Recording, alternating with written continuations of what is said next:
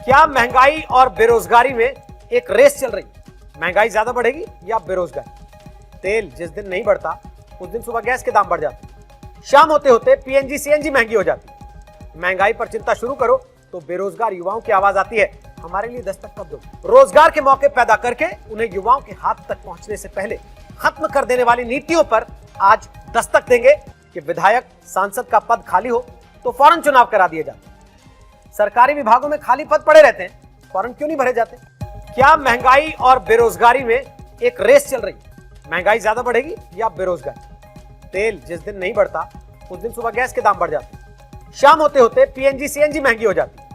महंगाई पर चिंता शुरू करो तो बेरोजगार युवाओं की आवाज आती है, हमारे लिए दस्तक कब दो। रोजगार के मौके पैदा करके उन्हें युवाओं के हाथ तक पहुंचने से पहले खत्म कर देने वाली नीतियों पर आज दस्तक देंगे। सरकारें कहती हैं कि सबको सरकारी नौकरी नहीं दे सकते, सही बात है, इस बात से कोई इनकार भी नहीं करता, लेकिन रोजगार पैदा करना और जो रोजगार के मौके सरकारी नौकरियों में ही पैदा हुए हैं उन्हें तय वक्त में भरना तो सरकार का ही काम है।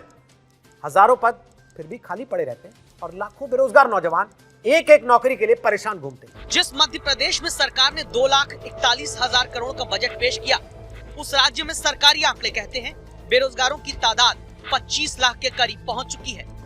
और ये हालत तब जबकि अकेले मध्य प्रदेश के सरकारी विभागों में दावा है 90,000 पद खाली हैं और नौकरी के लिए भटकते नौजवान 25 लाख।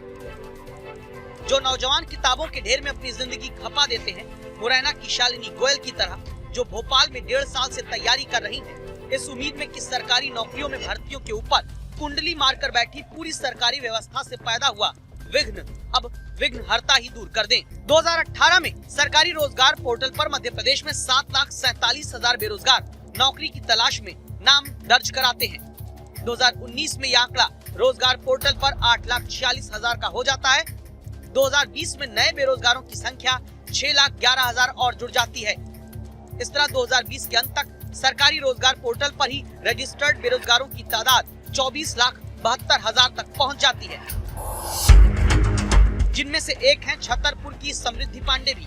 पुलिस सब इंस्पेक्टर की तैयारी करते करते घर वाले भी अब इन्हें वापस भोपाल से बुलाने लगे।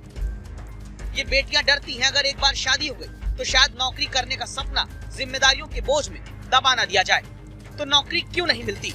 सरकारी रोजगार देने वाले सिस्टम की हालत ये है कि 2020 में ही जब 6 लाख से ज्यादा बेरोजगार सरकारी पोर्टल पर रजिस्टर्ड होते हैं, तो सरकार का आर्थिक सर्वेक्षण बताता है गवर्नमेंट ने 3,605, जी हाँ सिर्फ 3,605 लोगों को रोजगार दिलाया। हालत ये कि जिन्हें सरकारी नौकरी मिल जानी थी, वो बेरोजगार संघ बनाकर बाकी बेरोजगारों को एकजुट करके सरकारों से अपने हक की नौकरी पाने के लिए क्लास चलाने लगे। पढ़ेगा इंडिया तो बढ़ेगा इंडिया। कैसे पढ़ेगा इंडिया? बढ़ेगा इंडिया 2018 में एक एग्जाम हुआ था टेट का, शिक्षकों का, आज तक उनकी ज्वाइनिंग नहीं हुई है। दावा है कि स्कूल शिक्षा विभाग में शिक्षक के 30,000 पद खाली हैं। परीक्षा हो गई लेकिन काउंसलिंग पूरी नहीं की।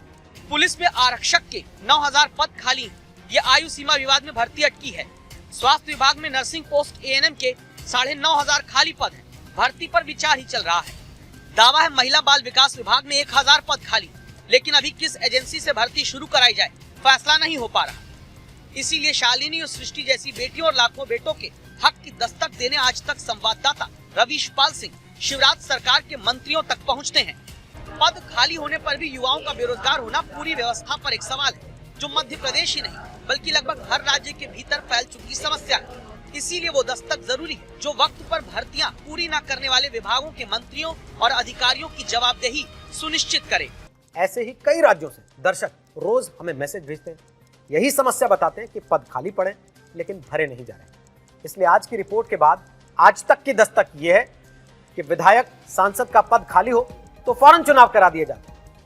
सरकारी विभागों में खाली पद पड़े रहते हैं, फौरन क्यों नहीं भरे जाते? विभागों में एक तय समय से ज्यादा पद खाली रखने पर मंत्री अधिकारियों पर कार्रवाई का नियम बनाया जाना चाहिए। ये आज दस्तक देकर के यूपी का हाथरस आज एक बार फिर अपराध की वजह से सुर्खियों में आया, जहां बेटी से छेड़खानी के आरोपी ने दावा है कि दोबारा कमेंटबाजी का विरोध करने पर लड़की के पिता की गोली मारकर हत्या कर दी। एक आरोपी पकड़ा गया, 3 अब भी फरार है। आरोपियों पर राष्ट्रीय सुरक्षा कानून के तहत एक्शन का निर्देश भी हुआ है, लेकिन ऐसे ही आदेश तो पहले भी हुए थे, तो फिर चूक कहां हो रही है? यूपी में एक तरफ बड़े माफियाओं के खिलाफ कड़ी कार्रवाई हो रही है, फिर भी महिलाओं से अपराध की वारदातें थम नहीं रही। नेशनल क्राइम रिकॉर्ड ब्यूरो के आंकड़े हम आपको दिखाते हैं। 2017 से 2019 के अपराध के आंकड़े कहते हैं कि महिलाओं से क्राइम के मामले में उत्तर प्रदेश नंबर 1 है। 2017 में जहां महिलाओं से क्राइम के मामले 56,000 से ज्यादा सामने आए, 2019 में महिलाओं को 59,000 से ज्यादा अपराधों का सामना करना पड़ा। 2019 में बलात्कार से जुड़े अपराध के केस में राजस्थान के बाद यूपी नंबर 2 है। अपराध के ये आंकड़े तभी घटेंगे, महिलाएं हर राज्य में तभी सुरक्षा पाएंगी जब कानून व्यवस्था सिर्फ राजनीति और सत्ता पाने का मुद्दा नहीं हो। वैसे कहा जाता है कि इंसाफ के घर में देर होती है, अंधेर नहीं।